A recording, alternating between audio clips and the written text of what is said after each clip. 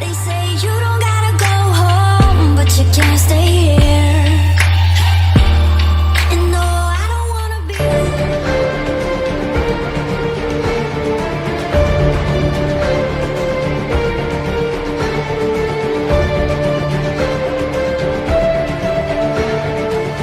Osmanlı Devlet Teşkilatı'nın kuruluşundan itibaren birbirinden ilginç karakterli devlet adamlarının görev yaptığı bilinen bir husustur. Bunlardan biri de hiç kuşkusuz Sultan İbrahim zamanında kazaskerlik makamına kadar getirilmiş Cinci Hüseyin Efendi'dir. Cinci Hoca'nın kendisi kadar ilginç olan hayat hikayesini gelin beraber izleyelim. İyi seyirler.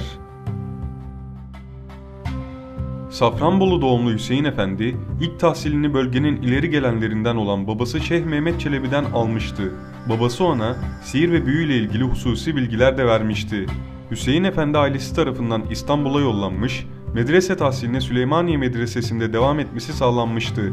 Zeki ve hırslı bir yapıya sahip olan Hüseyin Efendi'nin en büyük arzusu İstanbul'da zengin olup ikbal merdivenlerini hızla tırmanmaktı.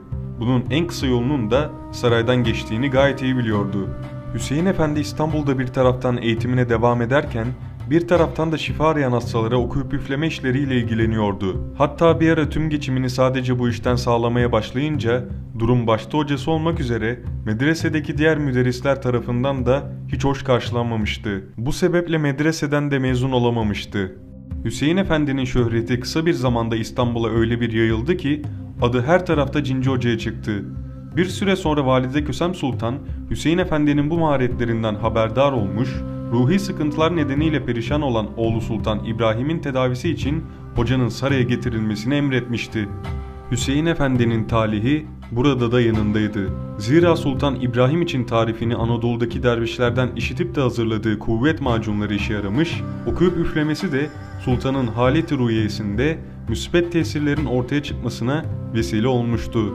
Bundan sonra Cinci Hoca'ya İkbal kapısı ardına kadar açıldı ve gençken hayal ettiği gibi sarayın en nüfuzlu erkanı arasına girmeyi başardı.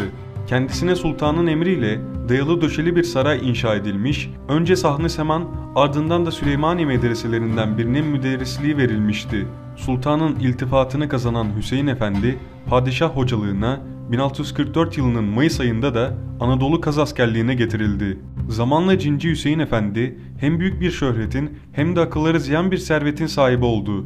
Lakin hakkında çıkan rüşvet ve suistimal dedikoduları sarayı rahatsız etmiş, bu durum kazaskerlik görevinden azledilerek İzmit'e sürülmesine neden olmuştu. Sürgünden İstanbul'a geri dönmeyi başarıp tekrar ümitlenen Hüseyin Efendi'nin yıldızı Sultan İbrahim'in tahttan indirilip öldürülmesiyle tamamen sönmüştü. Hoca bundan sonra ne yapacağını kafasında tasarlarken kendisinden 4. Mehmet'in cülusu münasebetiyle Kapıkulu askerlerine dağıtılacak bahşiş için 200 kese akçe istendi. Fakat Hüseyin Efendi istenen tutarı ödemeye yanaşmadı. Lakin öldürülme riskini göze almadığından ayırı düşük altınlardan bir miktar vermeye razı olduysa da askerler tarafından evinin basılmasına engel olamadı. Paşa Kapısı'nda hapsedilen Hüseyin Efendi'nin evindeki aramalarda sandıklar dolusu altın ve mücevher, 50'den fazla samur kürk bulundu. Mallar Hüseyin Efendi'nin gözü önünde müsaade edildi, tarla ve köylerinin mülknameleri alındı. Ayrıca Sadrazam Sofu Mehmet Paşa'nın emriyle Cellat Karaali tarafından işkenceye maruz kalmış ve sakladığı 70.000 kuruş daha ortaya çıkmıştı. Bir süre daha hapis tutulan Hüseyin Efendi, Habeş eyaletine bağlı İbrim Sancakbeyliğine tayin edildi. Kırım Hanı'nın da araya girmesiyle İstanbul'a dönmeyi başaran Hüseyin Efendi'nin mallarının haksız yere alınıp peşkeş çekildiğini, padişaha bunun 1/10'inin bile verilmediğini ileri geri konuşması sarayı rahatsız etti. İdamına karar verilen Cinci Hüseyin Efendi 1648 yılında Limlili Hüseyin Çavuş tarafından öldürüldü.